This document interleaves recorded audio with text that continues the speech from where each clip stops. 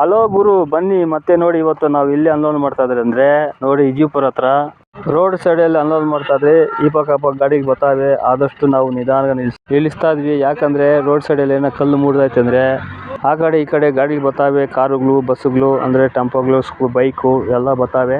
ಒಂದ್ ಕಲ್ಲು ಕಟ್ಟಾಯ್ತು ಅಂದ್ರೆ ಬೇರೆ ಗಾಡಿಗೆ ತೊಂದರೆ ಆಗ್ತದೆ ಅಂತ ಹೇಳಿ ನಾವಂತೂ ಜವಾಬ್ದಾರಿ ನಿಲ್ಲಿಸ್ತಾ ಇದ್ವಿ. ವಿಜಯಪುರ ರೋಡ್ ಸೈಡ್ ನಿಲ್ಲಿಸ್ತಾ ಇದ್ವಿ.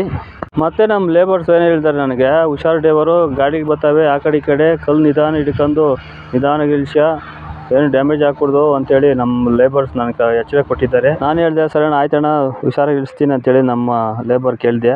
ಏನೇನಾಗಲಿ ನಮ್ಮ ಲೇಬರ್ ನಮಗೆ ಸ್ವಲ್ಪ ಧೈರ್ಯ ಕೊಡ್ತಾರೆ. ಈಗ ಈ ಲಾರಿಯಲ್ಲಿ ಇರೋದು ಎಷ್ಟಡಿ ಅಂದರೆ, ಕಲ್ಲು ಚಪ್ಪಡಿ 8 ಅಡಿ, 8 ಅಡಿ 10 ಅಡಿ ನೋಡಿ. ಇವು ಬಂದು ಜಮೀನ್ ಕಾಂಪೌಂಡ್ಗೆ.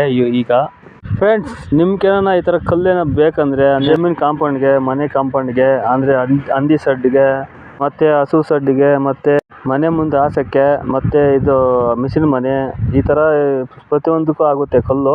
ನಿಮ್ಗೇನೋ ಬೇಕಂದರೆ ನೋಡಿ, ಈ ನಂಬರ್ಗೆ ಫೋನ್ ಮಾಡಿ, ಪಕ್ಕ ಡೀಟೇಲಲ್ಲಿ ಹೇಳ್ತಾರೆ. ಎಷ್ಟು ಅಡಿ, ಏನು, ಎಷ್ಟು ಸ್ಕ್ವೇರ್ ಫೀಟ್ ಅಂತ ಎಲ್ಲ ಕರೆಕ್ಟಾಗಿ ಹೇಳ್ತಾರೆ. ಹಂಗೆ ಈ ವಿಡಿಯೋಕ್ಕೊಂದು ಲೈಕ್ ಮಾಡಿ, ಹಂಗೆ ನಿಮ್ಮ ಫ್ರೆಂಡ್ಗೆಲ್ಲ ಶೇರ್ ಮಾಡಿ, ಹಂಗೆ ನಮ್ಮ ಫಾಲೋ ಮಾಡ್ಕೊಳ್ಳಿ. ನಾಳೆ ಒಂದು ವಿಡಿಯೋ ಬಿಡ್ತೀನಿ. ಓಕೆ, ಬಾಯ್.